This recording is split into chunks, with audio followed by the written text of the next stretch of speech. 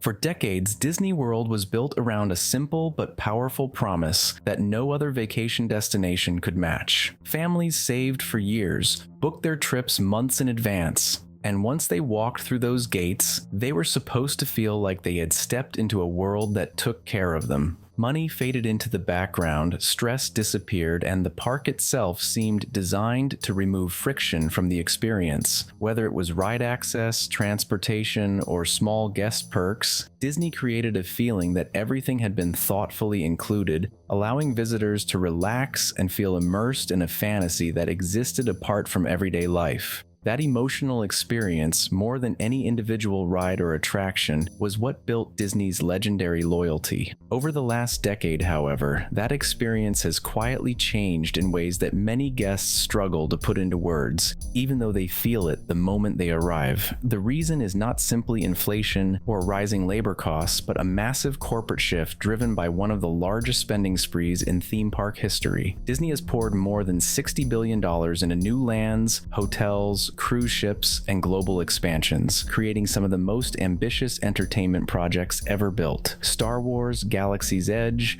Avengers Campus, Guardians of the Galaxy, Tron, new resorts, and a rapidly growing cruise fleet are all part of this enormous financial commitment. While these investments created spectacular attractions, they also placed a heavy obligation on the parks to generate more revenue from every guest who walks through the gates. Once Disney locked itself into that level of spending, the way the parks operate had to change. Instead of being primarily designed around guest satisfaction and emotional storytelling, the parks increasingly became financial systems designed to maximize spending per visitor. Every ride, every hotel room, and every square foot of land needed to justify its cost, which led to the introduction of new monetization layers that never existed in the old Disney. Features that were once included in the ticket price, like Fast Pass and hotel perks, were replaced by systems such as Genie Plus and Lightning Lane that require guests to pay extra for convenience. Parking, transportation benefits, and even simple experiences became tied to additional fees, turning what used to be a straightforward vacation into a complex web of optional charges. The psychological impact of this shift has been enormous. Guests no longer arrive feeling relaxed and welcomed. They arrive feeling like they must manage a digital schedule, wake up early to book rides, and constantly decide whether an experience is worth paying more for. Instead of wandering through the parks and discovering moments of magic, visitors now spend large portions of their day staring at their phones, tracking reservations, and waiting for time slots. This constant decision-making creates a low-level stress that never fully goes away, even though the environment around them is designed to look joyful. The parks may still be colorful and exciting, but the mental load placed on guests has changed how the experience feels at a fundamental level. Disney believed that its brand power would allow it to keep raising prices without losing loyalty. The company assumed that nostalgia, childhood memories, and emotional attachment would protect it from backlash. For a long time, that assumption appeared correct because people kept coming even as costs increased. However, there is a breaking point where guests stop feeling valued and start feeling exploited, and in 2025, that breaking point is becoming visible. Attendance has not collapsed, but behavior has shifted in subtle but telling ways. Families are staying fewer days, choosing cheaper hotels, skipping paid upgrades, and looking for alternatives that feel less financially draining. Universal Studios, cruise vacations, and even regional theme parks are benefiting from this shift as people search for experiences that feel more honest and less stressful. At the same time, Disney cannot easily change course. The $60 billion that was spent on expansion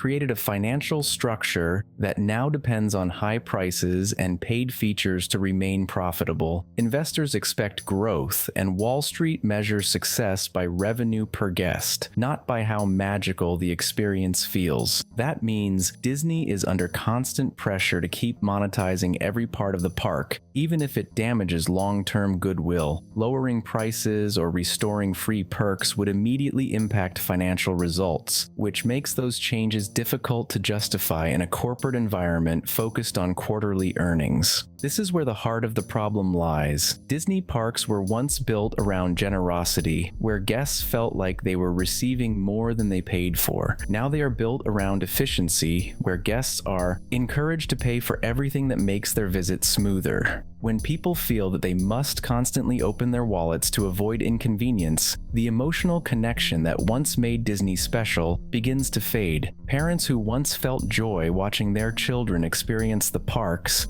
now feel pressure to manage budgets and schedules, which changes the memory they take home. The parks themselves are still beautiful, and many of the new attractions are technological marvels, but technology alone cannot replace the feeling of being taken care of. When visitors feel like they are being processed through a revenue system rather than welcomed into a story, the experience loses its soul. This is not something that shows up on balance sheets, but it shows up in guest sentiment, online reviews, and whether families decide to return. The more people feel like Disney is prioritizing profit over people, the more they emotionally detach from the brand, even if they still enjoy parts of their visit. The $60 billion expansion also created another problem that is rarely discussed. It locked Disney into a future that requires constant growth.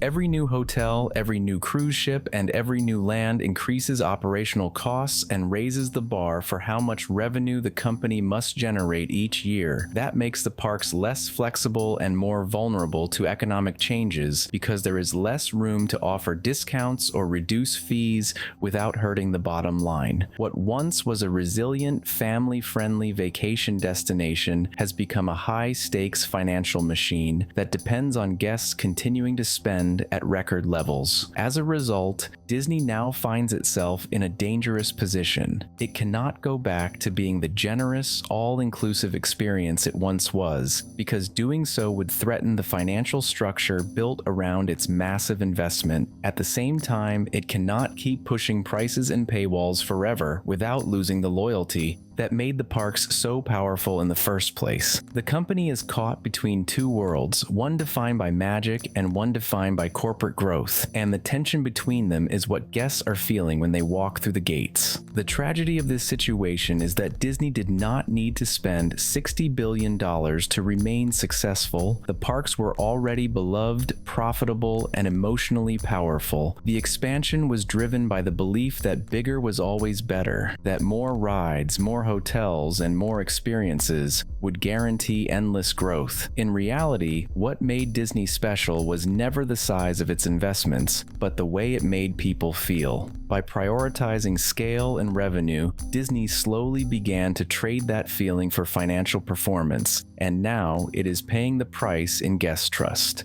Disney World will continue to operate and attract millions of visitors, but the relationship between the parks and their guests has changed in ways that may be difficult to reverse. The magic was not lost because people stopped loving Disney. It was lost because the company made choices that turned a once generous, immersive experience into one that feels increasingly expensive and emotionally draining. The $60 billion mistake was not simply overspending on new attractions, but forgetting that the true value of Disney was never found in how much it could build, but in how much joy it could give.